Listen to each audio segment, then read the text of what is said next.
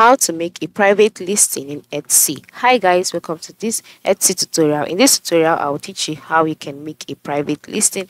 So kindly watch till the end. The first step is to go ahead and sign in into Etsy.com, just like I have done here.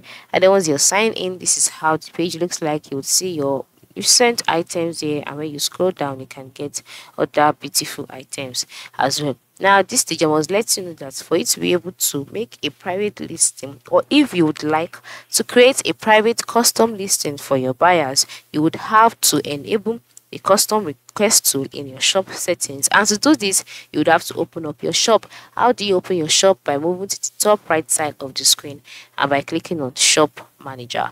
Now after clicking on shop manager, we brought to the shop's homepage. Now this is not how the homepage looks like. The reason why my page is displaying this is because I am not done with the creation of my shop. But for you, once you're done with the creation of your shop, you would see your shop homepage. And then once you can see that, the next step is to move to the left side of the screen where you can see some options. Now amongst these options, you would see the settings option. You can just scroll down to see that, and then once you've seen it, click on it, and then once you click on it, you'll be taken to the settings page. On this page, you would see the option custom request tool and a toggle next to it. If it's turned off, that means that it's disabled. Once you just tap on it and it comes on, the custom request tool would be activated, and this will allow you to create a private custom listing directly from their request, which means that other buyers will not be able to purchase the item. All right, so it will be personally for that